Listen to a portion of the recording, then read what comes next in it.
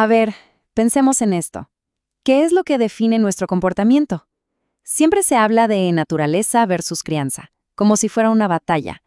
Pero la realidad es mucho más fascinante. Es como una danza súper compleja entre nuestros genes y el mundo que nos rodea. Y claro, de ahí sale la gran pregunta, la que ha movido a la ciencia por décadas. ¿Somos una especie de marionetas de nuestro ADN o realmente podemos ser arquitectos de nuestro propio destino?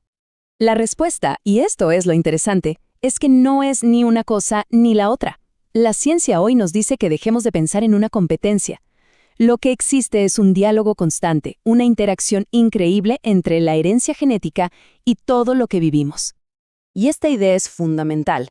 O sea, los genes no son el director de la orquesta, dictando cada nota de nuestra vida.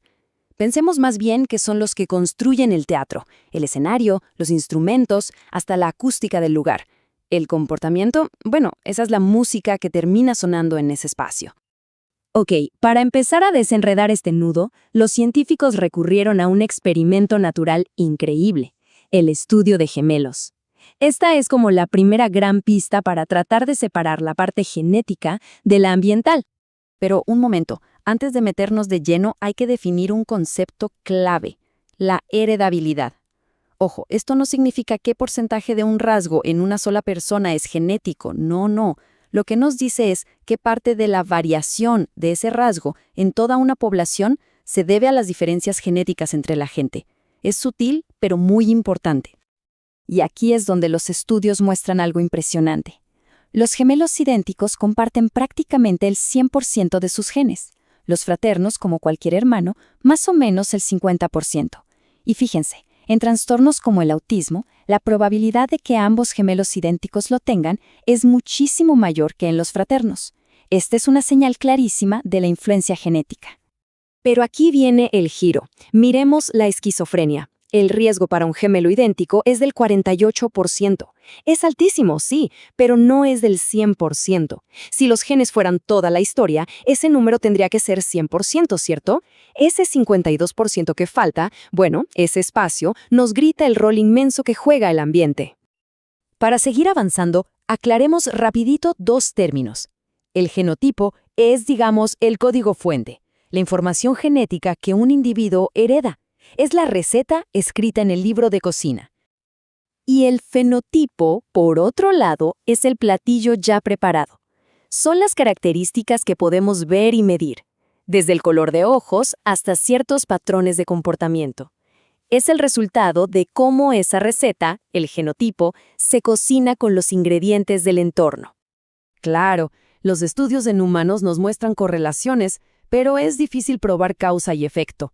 Para eso, tenemos que ir al laboratorio, donde se puede manipular directamente un gen en animales y observar qué es lo que pasa. Nuestro primer caso de estudio es el reloj biológico. Allá por los años 70, un científico llamado Seymour Benzer descubrió algo alucinante. Un solo gen, al que llamó periodo o PER, era la pieza central que regulaba los ritmos de sueño y vigilia en las moscas de la fruta.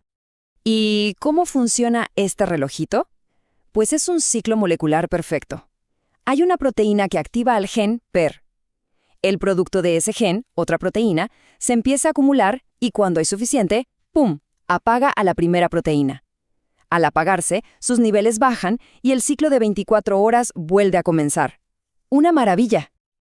Pasemos a otro ejemplo genial. Resulta que no todas las larvas de mosca buscan comida igual.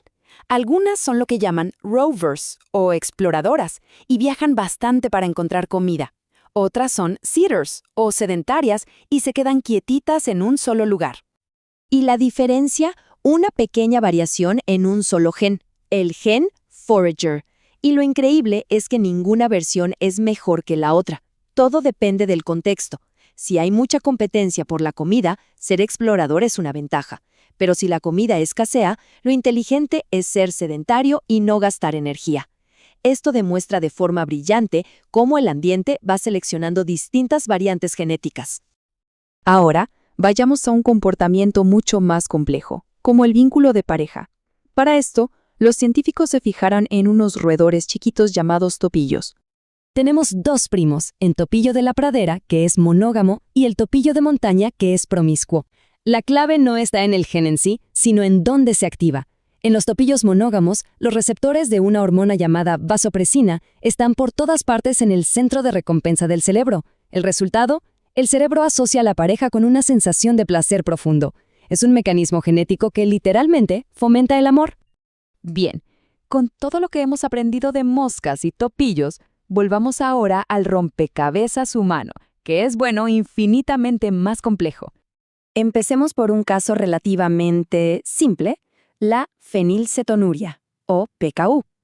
Es una mutación en un solo gen que impide procesar un aminoácido. Si no se detecta, la acumulación de esta sustancia es tóxica para el cerebro. Pero, y aquí está la magia de la interacción, si se modifica el ambiente, en este caso con una dieta especial, el fenotipo de discapacidad se puede prevenir casi por completo. El gen no cambió, pero el resultado sí. ¡Impresionante!